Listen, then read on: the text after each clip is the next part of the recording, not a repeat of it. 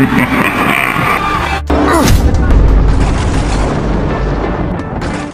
mga Hapon ngayon ay may turing na sukatan ng galing ng ating mga boksingero. Dito natin masusukat kung pag world class ba talaga ang ating mga boxers. Marami sa ating mga nangungunang Pinoy boxers ang nagpunta sa Japan at natalo gamit ang body shot.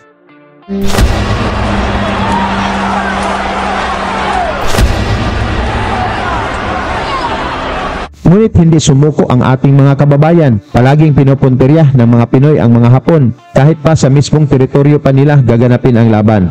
Kasama na dito mga tol si Giovanni Escaner, ang nagmula sa matatapang na angkan sa Sultan Kudarat. Kilala siya bilang Little Giant dahil sa dami ng kanyang mga tinalong malalakas na kalaban. At may kartada itong 21 wins at 30 knockouts.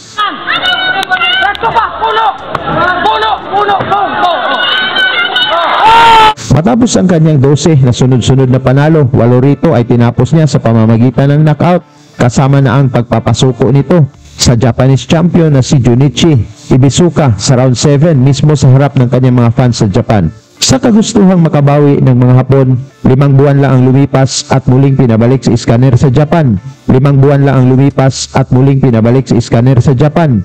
Dito itinapat siya sa pinakamatinding pambato nila, ang undefeated na si Naoto Uebayashi na may kartadang 7 wins, walang talo at 4 knockouts at kinilala nila bilang kanilang future world champion. Mga boxing fans, tara't panoorin natin kung paano nakaligtas ang ating kababayan mula sa pagbagsak at binawian ang Hapon sa harap ng kanilang mga fans.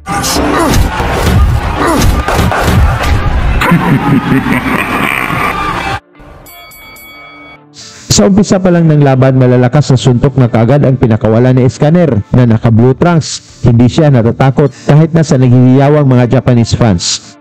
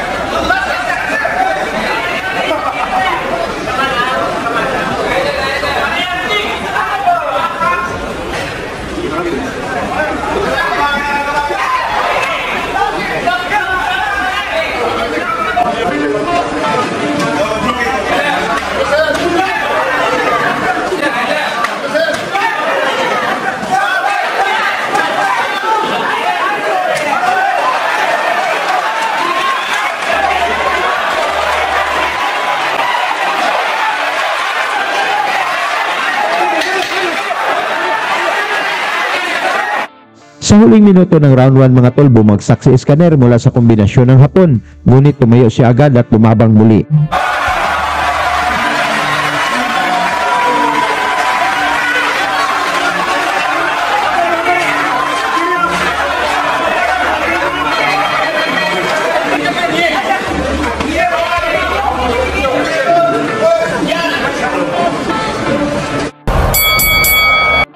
Sa round 2 mga tol, inabangan na ng mga Japanese fans ang pagtatapos ng laban, ngunit umatake din si Escaner na gustong makabawi mula sa pagbagsak.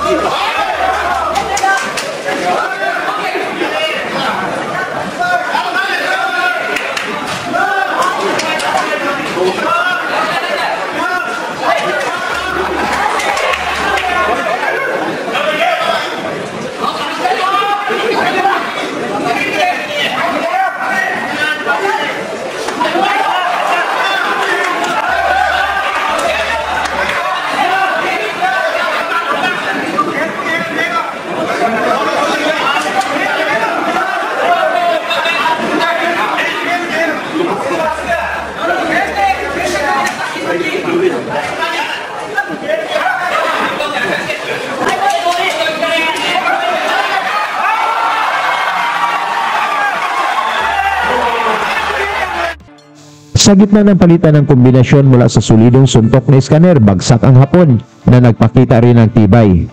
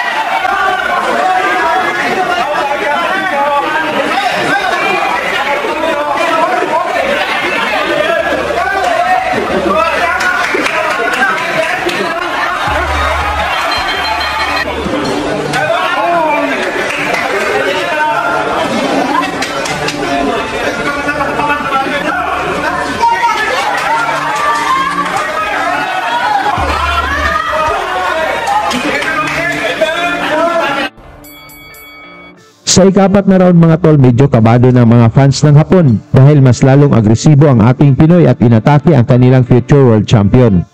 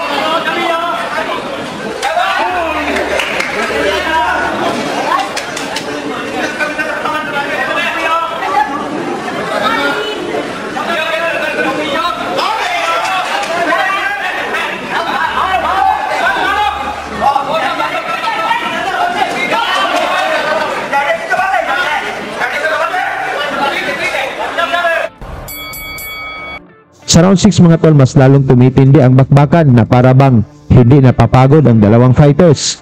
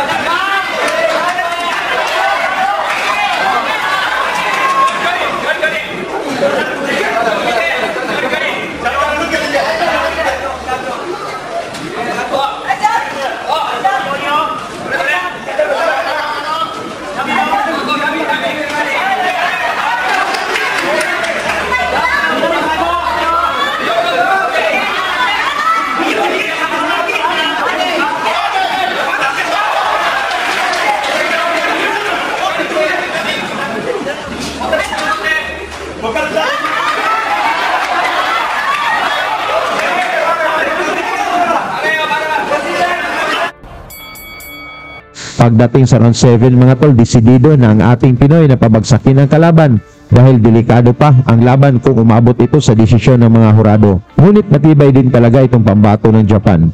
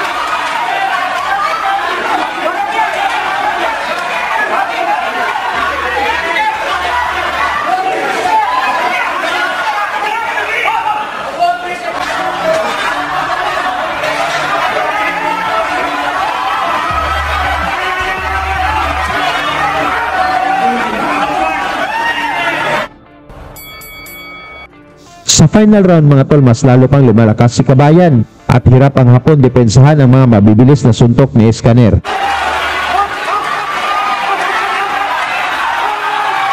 Dahil sa dami ng tinanggap na suntok si Uebayashi, inawat na ng referee ang laban upang hindi na lalong mapahamak pa ang kanilang boksingero.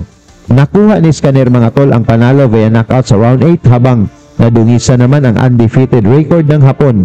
Tungkol naman sa pinakitang tapang ni Escaner mga tol, dapat na itong gayahin ng mga Pinoy pag dumayo sa Japan. Pag-usapan na lang natin yan sa baba at salamat sa inyong suporta.